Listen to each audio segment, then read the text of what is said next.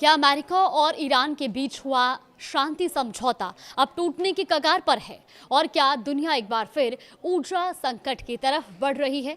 नमस्कार, आप देख रहे हैं न्यूज़ 18 का डिजिटल प्लेटफॉर्म और मैं हूं आपके साथ जागृति खंतवाल।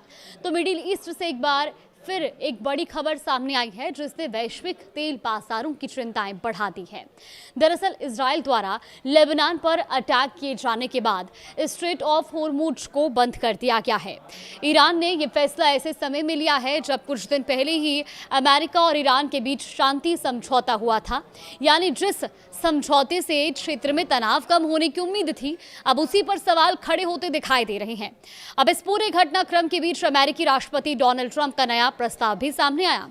ईरान द्वारा होर्मुज बंद किए जाने की बात को नजरअंदाज करते हुए ट्रंप ने कहा कि वॉशिंगटन और तेहरान के बीच 60 दिनों की युद्ध विराम अवधि के दौरान होर्मुज स्ट्रेट से गुजरने वाले जहाजों पर कोई टोल नहीं लगाया जाएगा।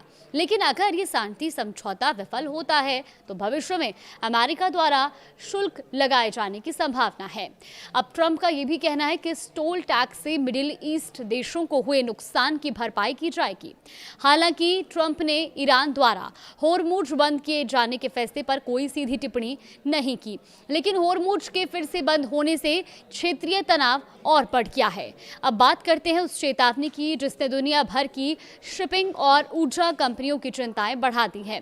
दरअसल इजरायली कोड ऑफ गारंटर यानी कि IRGC ने लेबनान में इजरायल की कार्रवाई और अमेरिका द्वारा युद्ध विराम प्रतिबद्धताओं का पालन न करने का हवाला देते हुए जहाजों को इस जलमार्ग से दूर रहने की चेतावनी दी है।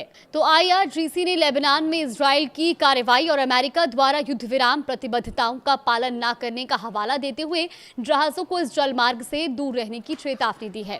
IRGC ने यह साफ कहा कि जो भी जहाज इस स्ट्रेट ऑफ होर्मुज में प्रवेश करेंगे वो अपने जोखिम पर ऐसा करेंगे और यही वजह है कि अब एक बार फिर तेल आपूर्ति को लेकर संकट की आशंका गहरा गई है। दरअसल स्ट्रेट ऑफ होर्मुज दुनिया के सबसे महत्वपूर्ण ऊर्जा मार्गों में से एक माना जाता है। तेल और गैस निर्यात का बड़ा हिस्सा इसी रास्ते से होकर गुजरता है। ऐसे में ईरान की इस घोषणा ने वैश्विक ऊर्जा आपूर्ति को लेकर चिंताओं को फिर से बढ़ा दिया है।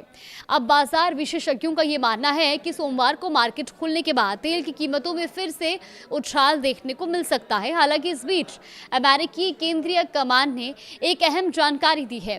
केंद्रीय कमान के मुताबिक शनिवार को 55 व्यापारिक जहाज इस मार्ग से गुजरे जो कि 17 मिलियन बैरल से अधिक तेल और अन्य सामान लेकर जा रहे थे।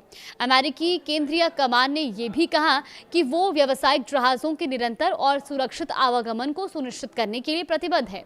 अब सवाल यह है कि आखिर ईरान इस पूरे मामले को कैसे देख रहा है। देखिए, ईरान के सर्वोच्च नेता मुज्तबा खामेनेई के सलाहकार मोहम्मद मुखबर ने वॉशिंगटन पर 14 सूत्रीय अंतरिम समझौते की पहले खंड को लागू करने में विफल रहने का आरोप लगाया है। उनका कहना है कि समझौते में लेबनान समेत सभी मोर्चों पर युद्ध विराम की आवश्यकता थी, लेकिन अमेरिका इसे लागू कराने में सफल नहीं रहा। मुखबर ने यह भी चेतावनी दी है कि जब तक समझौते को व्यवहार में लागू नहीं किया जाता तब तक मिडिल ईस्ट में ऊर्जा आपूर्ति रुकी रहेगी। और उनकी टिप्पणी ऐसे समय में आई है जब इजरायली सेना और हिजबुल्लाह के बीच झड़प एक बार फिर तेज हो गई है और इसी वजह से लेबनान युद्ध विराम की स्थिरता पर भी नए सिरे से सवाल उठने लगे हैं। तो फिलहाल दुनिया की नजरें होर्मुज, तेहरान, वॉशिंगटन और तेल बाजार पर टिकी है, क्योंकि अगर तनाव और बढ़ता है तो इसका असर सिर्फ मिडिल ईस्ट तक सीमित नहीं रहेगा बल्कि वैश्विक ऊर्जा बाजार और तेल की कीमतों पर भी पड़ सकता है। फिलहाल इस पर आगे भी कुछ अपडेट आएगा तो आप तक जरूर साझा करेंगे।